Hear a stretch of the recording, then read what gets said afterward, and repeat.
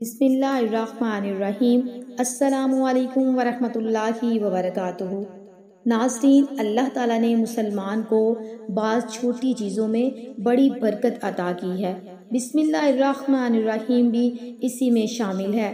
اس آیت کے ذریعے اللہ تعالیٰ کی غیبی مدد حاصل ہوتی ہے۔ اس چھوٹی سی آیت میں اس طرح طاقت ہے کہ کوئی عام مسلمان اس کا تصور بھی نہیں کر سکتا۔ میرے پیارے بہن بھائیوں، ہمارے پاس بسم اللہ الرحمن الرحیم جیسی قوت و طاقت ہونے کے باوجود اگر ہم مایوس ہوتے ہیں تو یہ بڑے ہی افسوس کی بات ہے، کیونکہ بسم اللہ الرحمن الرحیم کے بڑے فضائل ہیں۔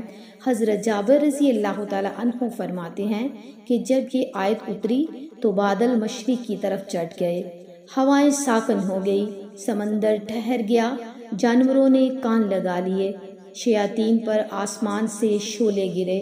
پروردگار عالم نے اپنی عزت و جلال کی قسم کھا کر کہا کہ جس چیز پر میرا یہ نام لے لیا جائے گا، بسم اللہ الرحمن الرحیم پڑھ لیا جائے گا، اس میں ضرور برکت ہوگی۔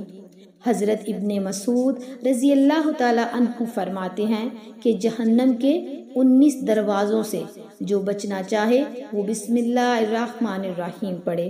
اس کے بھی 19 حروف ہیں، ہر حروف پر فرشتے سے بچاؤ بن جائے گا۔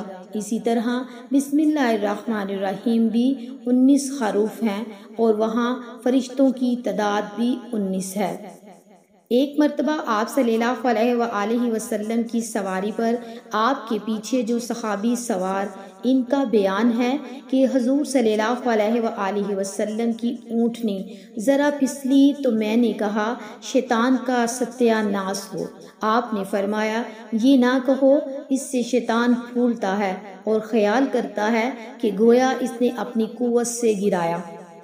اگر آپ اس طرح سے کبھی کسی بھی مسئلے میں ہوں تو آپ بسم اللہ الرحمن الرحیم کہنے سے وہ مکھی کی طرح ذلیل و پست ہو جاتا ہے۔ ایک حدیث میں ہے کہ جس کام کو بسم اللہ الرحمن الرحیم سے شروع نہ کیا جائے وہ بے برکت ہوتا ہے۔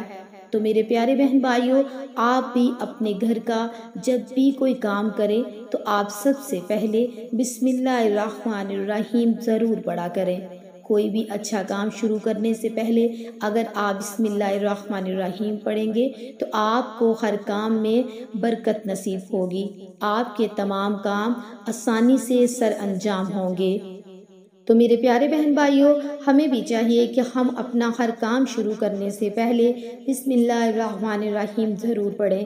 تو میرے پیارے بہن بھائیوں، آپ سے چھوٹی سی گزارش ہے کہ آپ اس ویڈیو کو زیادہ سے زیادہ دوسروں کے ساتھ بھی شیئر کریں تاکہ ہر کوئی اس پر عمل کر سکے اور اللہ پاک آپ کو اس کی جزائے خیر دے۔ انشاءاللہ پھر ملیں گے کسی اور اچھی معلومات کے ساتھ، تب تک کے لیے اللہ حافظ۔